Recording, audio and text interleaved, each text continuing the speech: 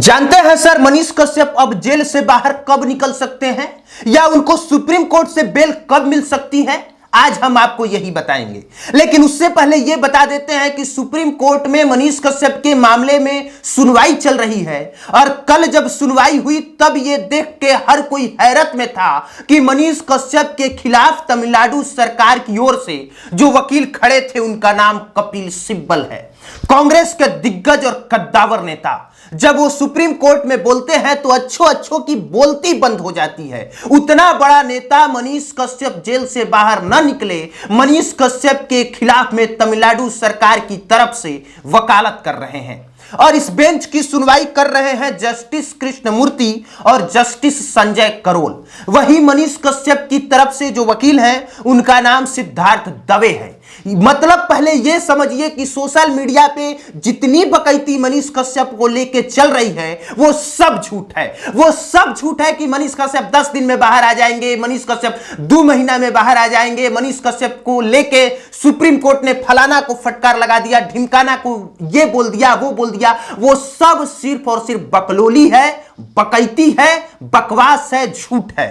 सच यह है कि मनीष कश्यप अब इस मामले में अच्छे तरीके से फंस गए हैं। मतलब ऐसा फंस गए हैं कि उनका बाहर निकलना मुश्किल हो गया है। इसीलिए शायद सरकार ने मनीष कश्यप के खिलाफ कपिल सिब्बल जैसे बड़े वकील को खड़ा कर दिया है। बाकी सुप्रीम कोर्ट में क्या बहस हुई, दोनों तरफ के वकीलों ने क्या कहा, अब ये पहले समझ लीजिए। मनीष कश्यप को लेकर सुप्रीम कोर्ट में जो सुनवाई हुई उसमें मनीष कश्यप के वकील सिद्धार्थ दवे ने कहा कि अलग अलग राज्यों में मनीष कश्यप को लेकर एफआईआर दर्ज हुआ है, उस सब एफआईआर को एक जगह क्लब कर दिया जाए और एक ही जगह सुनवाई हो। एक मामले पर दर्जनों एफआईआर करना सही नहीं है। बिल्कुल ऐसा ही अर्नब गोस्वामी के साथ भी हुआ था। अब इसके जवाब में काउंटर करते हुए कपिल सिब्बल कहते हैं कि फेक न्यूज फैलाना, वो भी जिसकी वजह से कुछ लोगों की मौत हो गई हो, यह कोई छोटी मोटी बात नहीं है। मनीष की याचिका पर हमें रिप्लाई देने के लिए 2 हफ्ते का समय दिया जाए। वैसे भी मनीष कश्यप को एनएसए के तहत गिरफ्तार किया गया है। मनीष कश्यप का केस अलग है, अपराध अलग है। कोर्ट ने कहा ठीक है, तब तक मनीष के खिलाफ कोई ठोस एक्शन न लिया जाए। तब तक से मनीष कश्यप के वकील कहते हैं कि 2 हफ्ते का वक्त लेना बहुत लंबा वक्त होता है। मनीष कश्यप को रोज परेशान किया जा रहा है। बिहार में जमानत लेने के लिए उनको तमिलनाडु में कैद किया गया है और एनएसए कैसे लगाया जा सकता है, यह सरासर गलत है। इसके बाद भी कोर्ट ने कपिल सिब्बल को 10 दिन का समय दे दिया और कहा कि 10 दिन के बाद इस मामले में फिर से सुनवाई होगी। यानी कि मनीष कश्यप के मामले में अब 21 अप्रैल को सुनवाई होगी। फिर वहीं से कोर्ट का तारीख पर तारीख वाला खेल चलता रहेगा। मनीष कश्यप तब तक जेल में ही रहेंगे। अभी तो मनीष कश्यप सही है कि गलत है, उस मामले की सुनवाई हो ही नहीं रही है। अभी तो सुप्रीम कोर्ट में बस इस बात को लेकर चर्चा चल रही है कि मनीष कश्यप के ऊपर जो इतने सारे केसेस दर्ज हुए हैं उन सबको एक जगह कंबाइंड कर दिया जाए, उन सबको एक जगह क्लब कर दिया जाए और एक ही जगह एक ही बेंच पर उसकी सुनवाई हो। जब वो सुनवाई शुरू हो जाएगी, जब सुप्रीम कोर्ट इस बात के लिए राजी हो जाएगा, इसके बाद अब इस बात पर बहस होगी कि मनीष कश्यप सही है, गलत है, मनीष कश्यप ने कोई अपराध किया है कि नहीं, उन्होंने फेक न्यूज फैलाया है कि नहीं। और इसमें लगेगा अब लंबा वक्त, क्योंकि यह कोई साधारण सी बात नहीं है और सुप्रीम कोर्ट के पास ऑलरेडी इतने ज्यादा केस पेंडिंग है कि हर तारीख कुछ दिनों के बाद मिलती है। यानी सब मिला जुला के ये कि मनीष कश्यप का सफर अब आसान नहीं है और यह तो बिल्कुल ही आसान नहीं है कि मनीष कश्यप अब इतनी जल्दी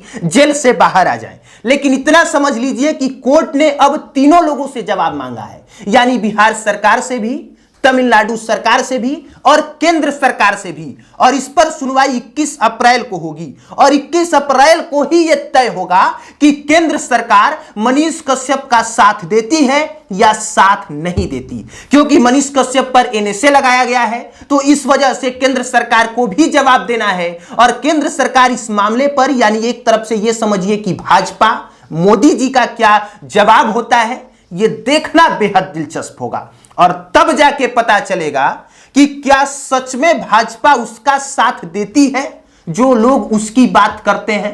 क्योंकि कुछ हो ना हो, पर मनीष कश्यप ने तेजस्वी यादव को सीधा चैलेंज करके भाजपा का साथ तो दे ही दिया है। अब भाजपा को या केंद्र सरकार को अब तय करना है कि वो मनीष कश्यप का साथ देते हैं या नहीं देते हैं। यानी सब मिला जुला के ये कि केंद्र सरकार का अब क्या जवाब होता है, ये देखना दिलचस्प होगा।